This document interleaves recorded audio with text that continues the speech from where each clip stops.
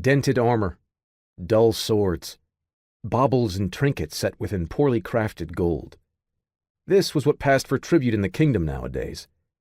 It was hardly worth the effort of stealing, and perhaps he would allow the young ones to divide such paltry gains amongst themselves. It would lead to fighting, of course, but that was good.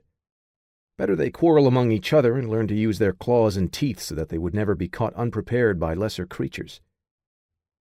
He was about to turn away when a new scent caught his attention.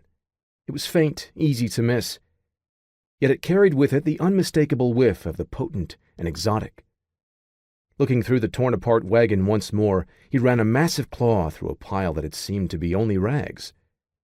From the road, one of the fleshy creatures began to protest, which only made the mystery all the more tantalizing.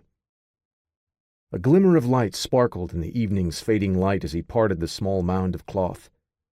He leaned in closer and took a long sniff with his giant snout. This was the source of the scent, no doubt about it. He was too large to take hold of the curiosity, a small matter that was easily rectified. The air crackled with power, and suddenly he was within the cart.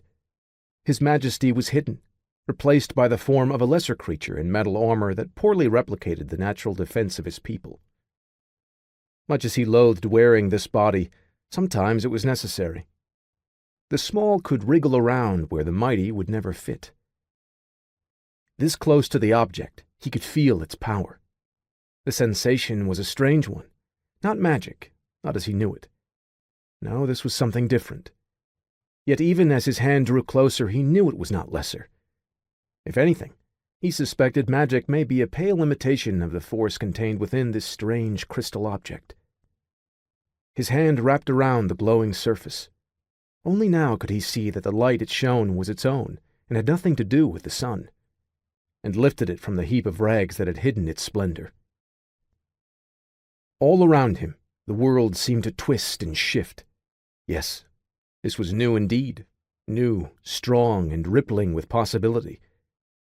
He emerged from the cart, looking over to the young ones who were still pinning down the cart's original owners. The plan had been to release them once their wares were plundered. This was all about sending a message, and that was hard to do without witnesses. Now, however, the plan had changed. He needed to know as much as possible about this strange artifact, and these creatures would part with every last scrap of their information. They would be forced to, using whatever means were needed. He already knew that the object was incomplete, though he had only just taken it into his possession. This was a single piece of something far greater, and he would have the whole, even if he had to burn down all of Alcatham to possess it.